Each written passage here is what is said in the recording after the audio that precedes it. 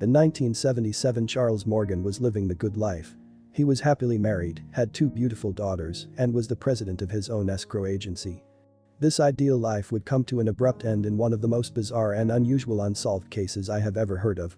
This case has it all, from undercover agents, the mob, and cryptic messages. Let's get into it.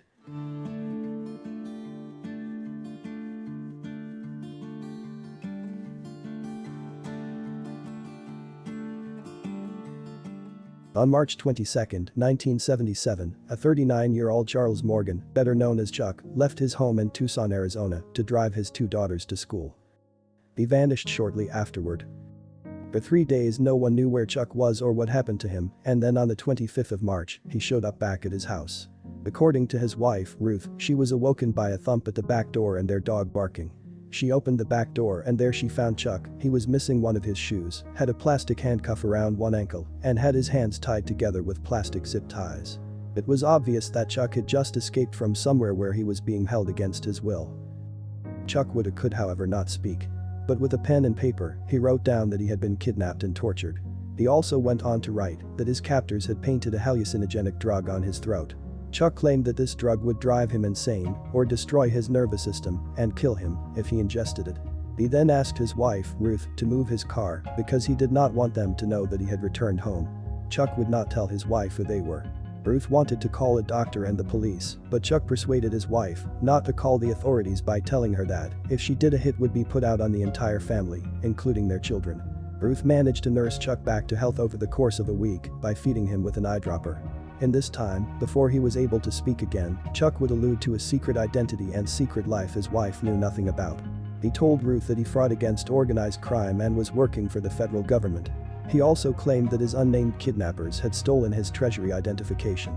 Ruth had never heard of this before, but Chuck claimed that he had been working for the federal government for 2 to 3 years.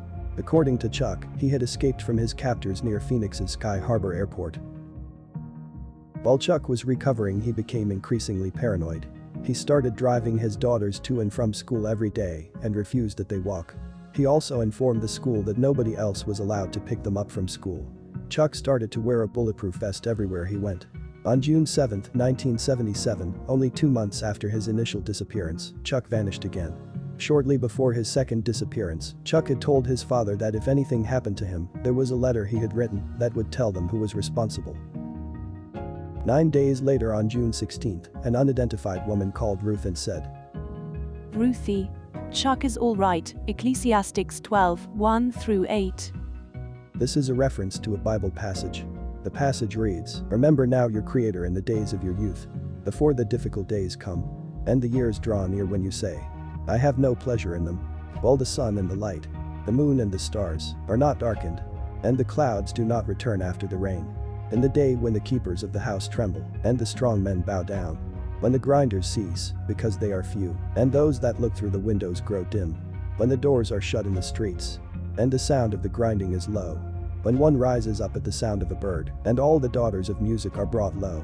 Also, they are afraid of height, and of terrors in the way. When the almond tree blossoms, the grasshopper is a burden, and desire fails. For man goes to his eternal home, and the mourners go about the streets. Remember your Creator before the silver cord is loosed, or the golden bowl is broken, or the pitcher shattered at the fountain, or the wheel broken at the well.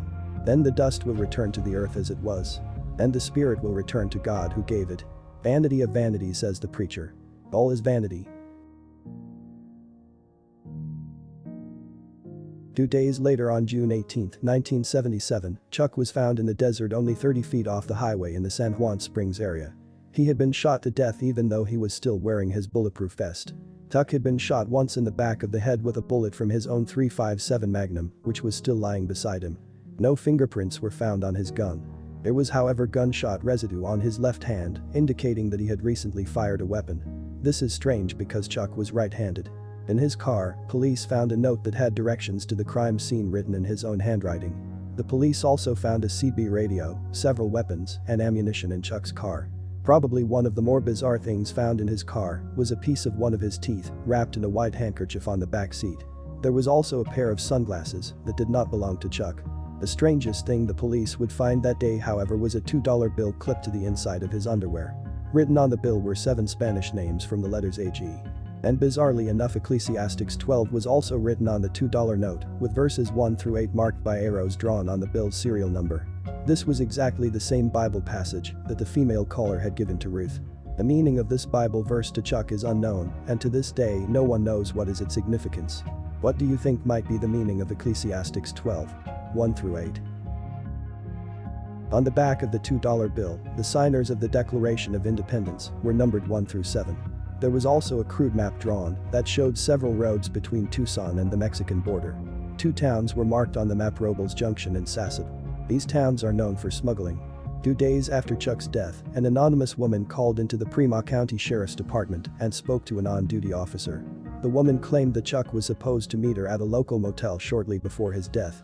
She said that her nickname was Green Eyes and that she was the same woman that had called Ruth several days earlier. She also went on to say that at the motel, Chuck showed her a briefcase containing several $1,000s in cash. According to Green Eyes, Chuck said that the money would buy him out of a gang contract that had been put on his life. Surprisingly, despite the bizarre evidence, Chuck's death was ruled as suicide by the authorities. According to the authorities, Chuck took his own life either because of financial difficulties or because of his paranoia, which made him fear for his safety. Chuck's family and a reporter named Don Devereaux believe he was murdered. Some investigators also suspect that his death was not a suicide. Don would also go on to say, "I've never seen, in all my years as a journalist, a fellow take himself out in the desert wearing a bulletproof vest and shoot himself in the back of the head." To make this case even more suspicious, shortly after Chuck's death, his impounded car was broken into while it was in police possession. Around the same time, his office was also ransacked. About 3 weeks after his death, 2 men who claimed to be FBI agents arrived at his home. They showed their identification briefly and informed Ruth that they had to look through the house and continued to tear the house apart and searched for quite a while. They never told Ruth what they were looking for. To this day, it is unknown if the 2 men ever found anything or if they even were FBI agents. Don Devereaux contacted the FBI and they claimed that they had never even heard of Chuck Morgan. Was this a clever cover-up, or were the 2 men really not from the FBI?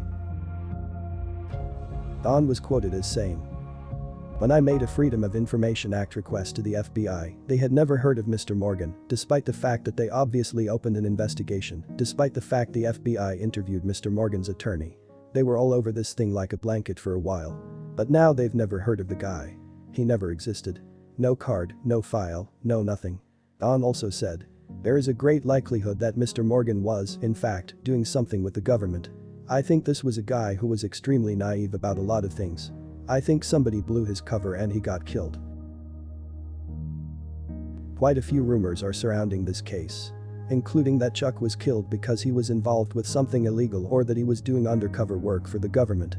There have been a few theories that claim that although Chuck claimed that he was working with the government against organized crime, some people believe that he was actually involved with it.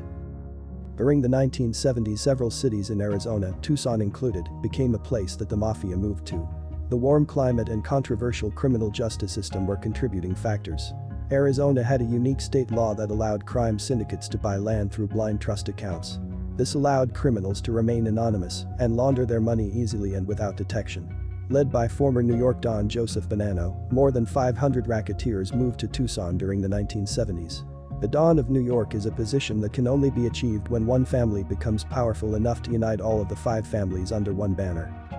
Their presence and influence led to multiple gangland-style murders in the area. Chuck was working with at least one Mafia family. An escrow agent, by definition, is a neutral third-party entity that holds onto the funds and assets related to the transaction until both parties have satisfied their contractual obligations and the sale can be closed on.